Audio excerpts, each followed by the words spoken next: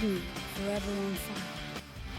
ಬೆಂಗಳೂರು ಹೊರವಲಯದ ಜನರಿಗೆ good news. BBMP ವ್ಯಾಪ್ತಿಯ 110 ಹಳ್ಳಿ ಜನರ ಕನಸು ನನಸಾಗುವಂತ ಕಾಲ ಸನಿಹ ಆಗ್ತಾ ಇದೆ.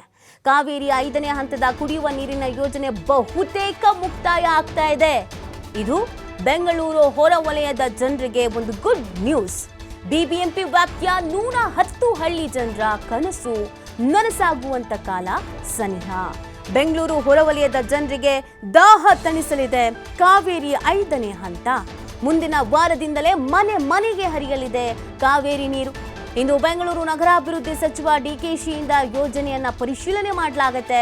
ಪರಿಶೀಲನೆಯ ಬಳಿಕ 5ನೇ ಹಂತದ ಯೋಜನೆಗೆ ಚಾಲನೆಯನ್ನ ನೀಡಲಿದೆ ಜಲಮಂಡಳಿ. ಟ್ರಯಲ್ ರನ್ನಲ್ಲಿ ಎಲ್ಲ ಸಮಸ್ಯೆ ಬಗೆಹರಿಸಿದ್ದಾರೆ ಜಲಮಂಡಳಿಯ ಇಂಜಿನಿಯರ್ಸ್. ಮೊದಲ ಹಂತದಲ್ಲಿ 50,000 ಸಂಪರ್ಕಗಳಿಗೆ ಕಾವೇರಿ ನೀರಿನ ಸೌಲಭ್ಯವನ್ನು ಒದಗಿಸುವಂತ ಪ್ಲಾನ್ ಇದಾಗಿದೆ.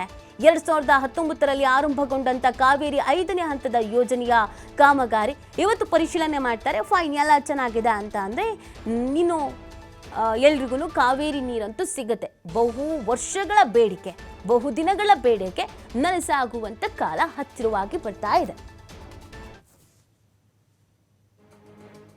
ನೋಡಿ, ಕಾವೇರಿ 5ನೇ ಹಂತದ ಕುಡಿಯುವ ನೀರಿನ ಯೋಜನೆ, ಈ ಯೋಜನೆಯ ಬಗ್ಗೆ ಬೆಂಗಳೂರಿನ ಸುತ್ತಮುತ್ತ ಇರುವಂತಹ ಹಳ್ಳಿಗಳ ಜನರು ನಿರೀಕ್ಷೆಯನ್ನ ಇಟ್ಕೊಂಡಿದ್ರು. ಸೊ ಆ ನಿರೀಕ್ಷೆ ಎಲ್ಲವೂ ಕೂಡ ಇದೀಗ ನನಸಾಗ್ತಾ ಇರುವಂಥ ಸಂದರ್ಭ. ನಗರಾಭಿವೃದ್ಧಿ ಸಚಿವ ಡಿಕೆಶಿ ಇವತ್ತು ಈ ಯೋಜನೆಯ ಪರಿಶೀಲನೆಯನ್ನ ಮಾಡ್ತಾರೆ. ಎಲ್ಲ ಓಕೆನಾ, ಎಲ್ಲ ಕರೆಕ್ಟ್ ಆಗಿದೆಯಾ, ಏನು ಎತ್ತ ಇದೆಲ್ಲವೂ ಕೂಡ ನೋಡ್ತಾರೆ. ಯಾಕಂದರೆ ಈಗ ಆಲ್ರೆಡಿ ಟ್ರಯಲ್ ಆಗಿದೆ. ಇಂಜಿನಿಯರ್ಸ್ ಎಲ್ಲ ಏನು ಪ್ರಾಬ್ಲಮ್ ಇಲ್ಲ, ಏನು ಸಮಸ್ಯೆ ಇಲ್ಲ ಅಂತ ಹೇಳಿದ್ದಾರೆ. ಫೈನಲ್ ಆಗಿ ಇವತ್ತು ಡಿಕೆಶಿ ಒಂದ್ಸತಿ ನೋಡ್ತಾರೆ.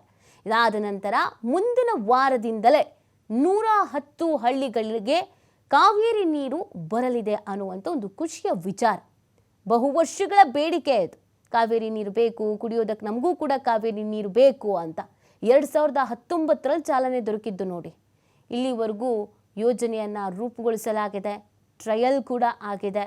ಸೊ ಎಲ್ಲವೂ ಓಕೆ, ಎಲ್ಲವೂ ಚೆನ್ನಾಗಿದೆ, ಎಲ್ಲವೂ ಫೈನ್ ಅಂತ ಅಂದರೆ ಮುಂದಿನ ವಾರದಿಂದಲೇ ಮನೆ ಮನೆಗೆ ಕಾವೇರಿಯ ನೀರು ಹರಿಸುವಂಥ ಯೋಜನೆ ಸಕ್ಸಸ್ ಆಗುತ್ತೆ.